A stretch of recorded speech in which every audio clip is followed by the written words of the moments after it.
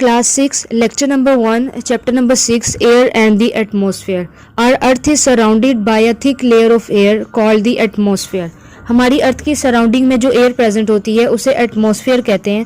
Atmosphere different function perform करती है। For example, atmosphere sunlight को फिल्टर करती है। सनलाइट में जो डेंजरस रेज प्रेजेंट होती हैं उनको अर्थ तक आने से रोकती है। अगर ये रेज अर्थ तक पहुंच जाए तो अर्थ को डिफरेंट वे से हार्म कर सकती हैं, बर्न कर सकती हैं।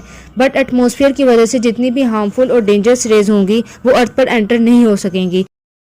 Second function is atmosphere act as a sunshade, means के अर्थ का टेम्परेचर मेंटेन रखने में हेल्प करती है।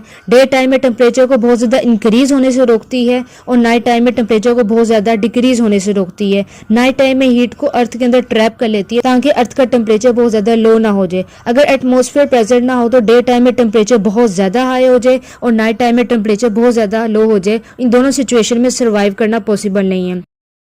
अर्थ के सराउंडिंग में जो एयर प्रेजेंट होती है उसकी थिकनेस और डेंसिटी डिस्टेंस के लिहाज से चेंज होती रहती है। जो एयर अर्थ के ज़्यादा करीब प्रेजेंट होगी उसकी डेंसिटी सबसे ज़्यादा होगी और जैसे जैसे डिस्टेंस इंक्रीज होता जाएगा एयर लेस डेंस होती जाएगी। ये ग्रेविटी की वजह से होता है। Gravity is the force that pull everything towards the centre of the earth. Earth के करीब ग्रेविटी ज्यादा होती है, इस वजह से वो एयर को ज्यादा अट्रैक्ट करती है। लेकिन जैसे जैसे डिस्टेंस इंक्रीज होता जाता है ग्रेविटी जो है वो लो होती जाती है और एयर को ज्यादा फोर्सफुली अट्रैक्ट नहीं करती।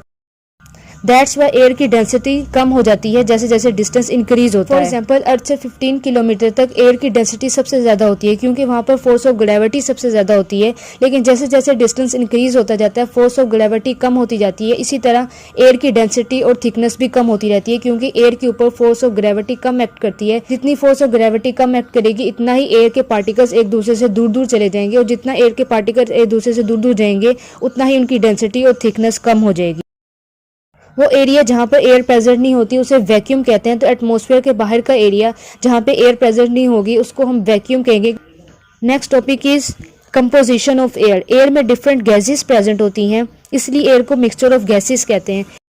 एयर में डिफरेंट गैसेस डिफरेंट परसेंटेज के साथ प्रेजेंट होती हैं। फॉर एग्जांपल, नाइट्रोजन की अमाउंट सबसे ज़्यादा होती है और उसकी परसेंटेज 78% होती है। ऑक्सीजन उससे कम होती है, उसकी परसेंटेज 21% होती है। आर्गोन गैस की उससे कम होती है 0.9%। कार्बन डाइऑक्साइड की उससे कम होती है 0.03%। और डिफरेंट गैसेस प्रेजेंट होती हैं जो 0.003% में प्रेजेंट होती हैं। और वाटर वेपर्स प्रेजेंट होते हैं जिनकी परसेंटेज चेंज करती रहती है।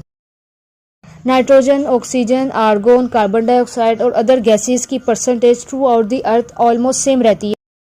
इनकी परसेंटेज चेंज नहीं होती। लेकिन वाटर वेपर, स्मोक और डस्ट की परसेंटेज चेंज होती रहती है। डिपेंड करता है कि एरिया को। फॉर एग्जांपल, ऐसा एरिया जहाँ पे सी या रिवर प्रेजेंट है तो वहाँ पे ह्यूमिडिटी ज़्यादा होगी। ह्यूमिडिटी क्या होती है? एयर के अंदर जो वाटर वेपर्स की क्वांटिटी होती है उसे ह्यूमिडिटी कहते हैं। जितने वाटर वेपर्स की अमाउंट ज़्यादा होगी उतनी ही ज़्यादा ह्यूमिडिटी ज़्यादा होगी।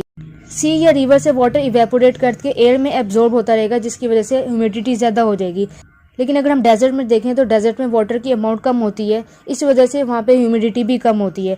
इसी तरह अगर हम इंडस्ट्रियल एरियाज में देखें जहाँ पे इंडस्ट्रीज, फैक्ट्रीज प्रेजेंट होती हैं उस एयर में स्मोक और डस्ट के पार्टिकल्स ज़्यादा होते हैं। वाटर वेपर्स, स्मोक और डस्ट पार्टिकल्स की कंपोजिशन चेंज होती रहती है। लेकिन जो बाकी गैसेज है जैसे नाइट्रोजन है, ऑक्सीजन है, आर्गोन है, कार्बन डाइऑक्साइड है और अदर गैसेज हैं, इनकी composition through out the earth almost same रहती है, चेंज नहीं होती।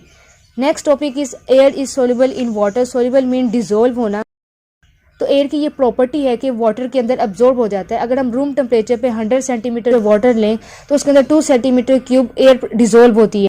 वो इस तरह पता चलती है कि अगर हम उस वाटर को हीट अप करें तो उसमें बबल फॉर्म होती हैं जो एयर होती है जो वाटर के अंदर अब्जॉर्ब हुई होती है, डिजोल्व हुई होती है।